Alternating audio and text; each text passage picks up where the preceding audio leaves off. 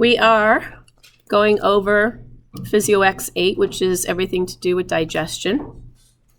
Nice little review before your test tonight. The take-home message for these activities is real simple. Take-home message is the following. Enzymes are temperature sensitive. Enzymes are also pH sensitive. If they are not at the right temperature, if it's too hot, they will denature. If they are not at the right pH, they lose activity. And the third thing is these enzymes are substrate specific. A lipase cannot hydrolyze a carbohydrate. Does everyone know what the word hydrolysis means? Right now is the time to ask. If you do not,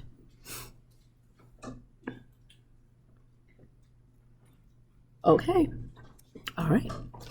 In activity 1, we were looking at salivary amylase. Your job for the lab exam next week, your job will be to know what tests you did. Specifically, what does the Benedict's test tell you or show you? And what does the potassium iodide test show you? Or as my students call it, the icky test. So those are color indicator tests. The color means something to you. If we had a dark color form with the icky test, it meant that a carbohydrate was present. With the Benedict's test, the more yellow to orange to red to brown that it got, the more glucose, more simple sugars you had. And if you look at your 8 test tubes, just take a look at what we added to them. It really comes down to we were trying to find the sweet spot, the most optimal condition for the amylase to work. Some of the test tubes were also, like a positive control to show that your Benedict's and your icky test worked appropriately. Reagents, do go bad in a lab. So when we boiled the enzyme first, we denatured it. And that meant it lost activity. Our test was negative for Benedict's, positive for the starch. Then we froze it. Now it turns out freezing does not denature proteins. In fact, that's how we preserve them. They don't work well when they're frozen. They have to thaw, but they're not going to be denatured. So when we froze it first, it didn't have an impact, and we had a negative icky test and positive Benedict's. Then we went into test tube 3. We had it just at 37 degrees. That's its optimal temperature. We had it at its optimal pH, and we had another good outcome for the Benedict's test. In test tube 4, we did not give a substrate for the amylase. So of course, we're not going to get a positive Benedict's test. There was nothing for the enzyme to do. Test tube 5, we didn't add the enzyme. So of course, we're not going to get any hydrolysis. Test tube 6, that was your control for your Benedict's test. And test tube 7, that is where we changed the pH, dropping it. This was not an optimal pH for the enzyme. It had some activity, but it was not robust. Then we swung hard the other way, and we put it in a pH of 9. Similar kind of outcome. It was not optimal. It had some activity, but not robust like at pH 7. Are there any questions about that one? Okay, so now that you understand what we were doing with all the test tubes, I'm going to move faster through the remaining activities because it gets a little redundant. We're either going to give a substrate and not the enzyme, or the enzyme and not the substrate, or change the pH. Next activity was kind of a continuation, and the take-home message for this activity was that amylase is specific for a certain kind of carbohydrate. So in this activity, We used not only starch, but we also played with cellulose. Both are carbohydrates. But in cellulose, that's what we call fiber, the links, the oxygen that links in between each of the glucose molecules, for example, is in a different position. So amylase can't break that bond. It doesn't fit in the binding site. So that is the reason why we cannot digest cellulose. That is the fiber in our diet. You can think of it as the carb that doesn't count. You can eat as much of it as you want. And most of us are not getting anywhere near the amount of fiber we're supposed to have. You're supposed to have something close to like 30 grams a day. Most Americans are lucky if they even eat 8. So if you want to increase the fiber in your diet, you will feel fuller. You won't eat as much as the other stuff.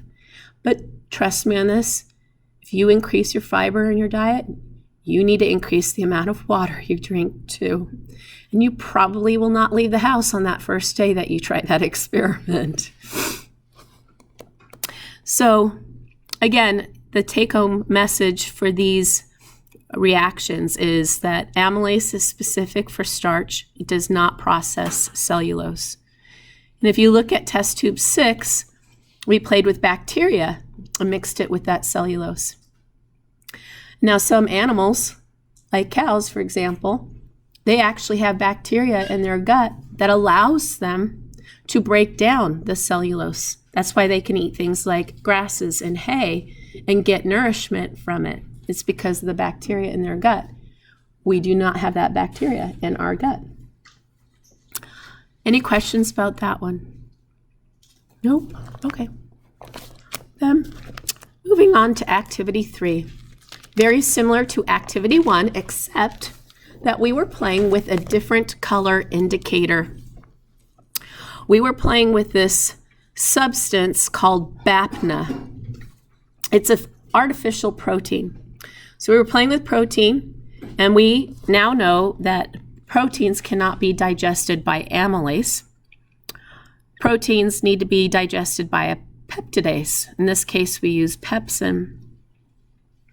When the pepsin hydrolyzed the BAPNA, it gave a color, and the color was yellow. And we used a spectrophotometer to measure how much color output we got. And we know how a spectrophotometer works at this point, right?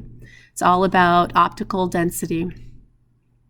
So again, this enzyme, like the other one that we looked at, amylase, is temperature sensitive. Notice that test tube 1 didn't have any optical density. Pepsin, turns out, has an optimal pH working at 2, right? And that's the pH typically of our stomach contents. So it's a weird, strange, rare enzyme that has optimal activity at such a low pH. And when we put it in a higher pH, we had some activity, but it wasn't optimal. And if we got the pH too high, we lost activity altogether. Good? Okay. Last one.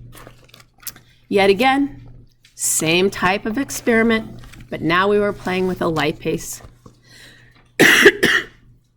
And notice that we also had to add bile. Bile is not an enzyme. Bile emulsifies fats, increasing the surface area. So lipase has greater opportunity to hydrolyze those fatty acid bonds. As we saw before, there will be an optimal pH.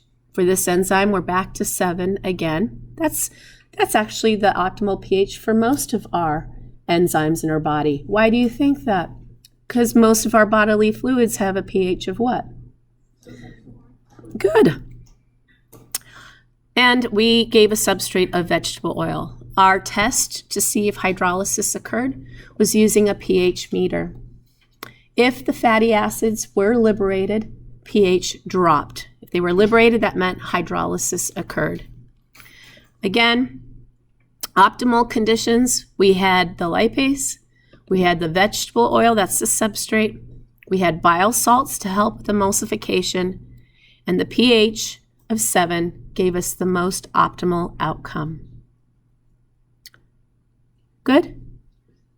You want your test now? Okay.